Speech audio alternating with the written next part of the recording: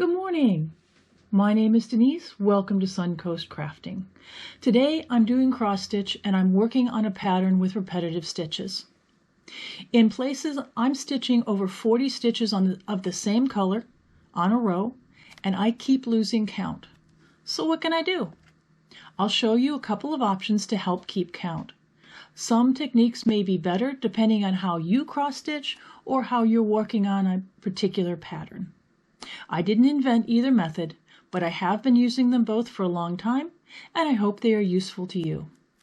This is the pattern I'm working on. I've had it for a long time, so it may not be for sale anymore. I looked all over the internet, and I cannot find it for sale anywhere. This pattern was from Needle Treasures, and it's called Windflowers Pillow.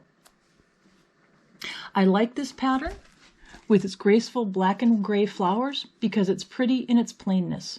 Working on a plain pattern like this gives me a feeling of zen. On a practical note, repetitive stitching in one color helps me practice my tension and helps me practice making nice, even stitches. So here's one place on the pattern with a lot of stitching in the same color, and this also may be referred to as color blocking. With these long rows of stitching, it's easy to get distracted and lose count. Recounting again and again on one line is not really the fun part of cross stitching.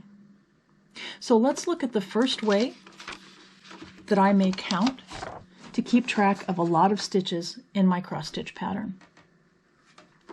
Here I've used my printer to copy and enlarge an area of the pattern that I'm working on, and I'm using thicker thread on 11 count fabric, so the stitches should show up better on camera. The pattern has areas like this leaf where there are over 20 stitches in a row, and with this many stitches I will lose count. But I can always count to 10 every time. So let's start with marking the pattern before stitching a new row.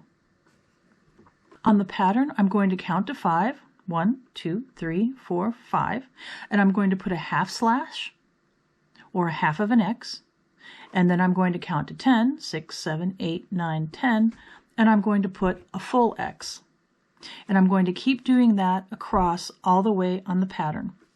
So I know that I'm at 10, I know that I'm at 20, I know that I'm at 30, and when I get to the end here, I can see that I'm at 5, 6, 7, 8, 9. I'm also going to make a note at the end of the line that I have 39 stitches. Now let's look at the actual pattern.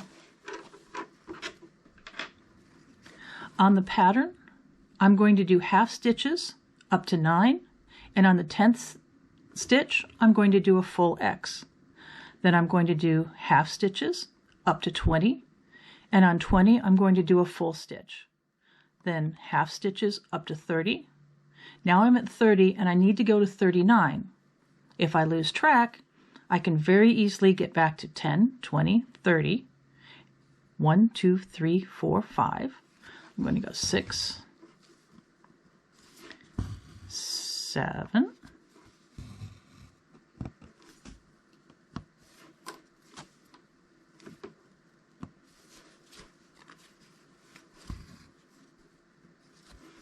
8,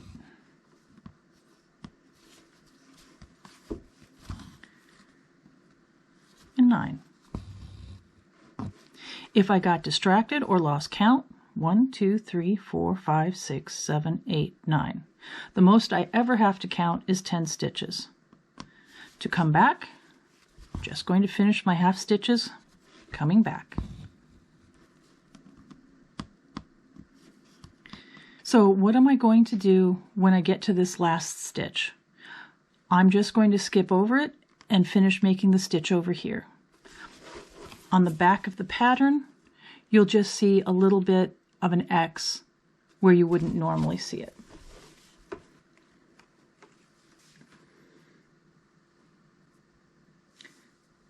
If I didn't use this method, I would lose track of 30 or 40 stitches and constantly be recounting.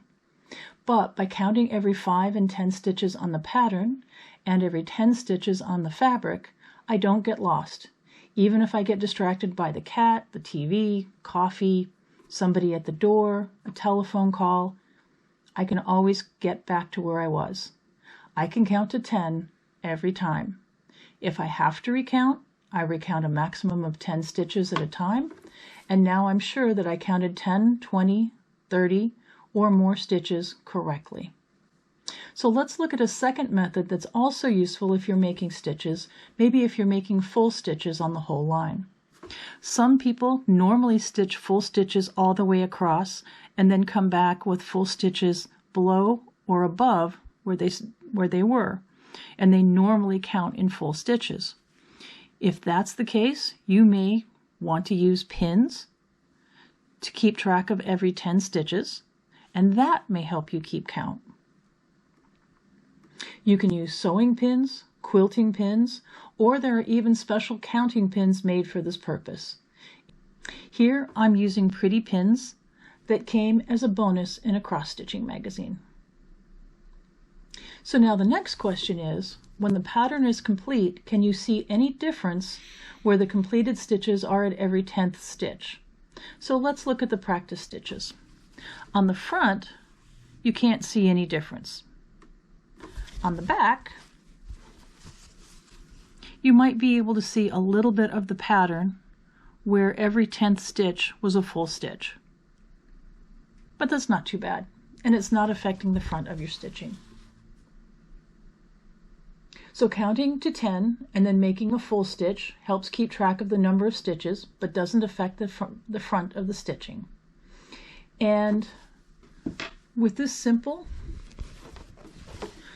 two-color pattern, you can practice tension and even stitches, and because there are only two colors, the back of your fabric will look neater as well. And you can see here that there's, well, it's kind of difficult. You can see a little bit where I've counted to 10 and made a full stitch. But on the front, you can't see the difference at all. So what do you think? Do you use something like this to help you keep track of a lot of stitching? Do you do something else? Would you try either technique on a future project? Have you ever avoided a project with this much repetitive stitching because you thought you would lose count on those long rows? Would you be more likely to try a project with so much color blocking now that you have a few ideas about how to tackle all that counting? Would you recommend this plain two-color pattern to a beginner? If you have a masterpiece that has a lot of color blocking and repetitive stitching, like this pattern does, and you'd like us to see it, please leave a link down in the comments so that we have a way to get to it and see your beautiful work. Thank you for joining me today. I look forward to working on more projects that you are interested in. Please like and subscribe, and join us again for Suncoast Crafting.